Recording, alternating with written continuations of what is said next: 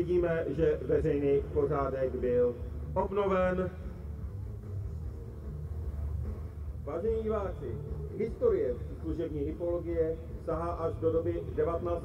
století, kdy konkrétně v Ostravě od roku 1899 sloužili u obecní policie 4 koně. Postupem doby se jejich počet zvyšoval až na 40 koní, avšak již jako součást policie. Jízdní policie v Ostravě působila během první i druhé světové války.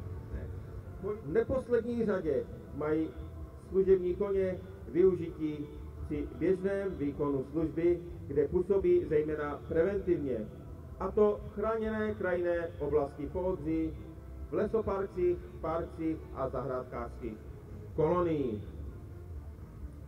Starokladrubský kůň v sobě jedinečným způsobem spojuje robustnost, sílu, ušlechtilost, eleganci, ochotu k práci a přátelskou povahu k lidem. Základní policejní výcvik koně trvá přibližně 1 rok. Dále však následuje tzv. Zdokonalovací výcvik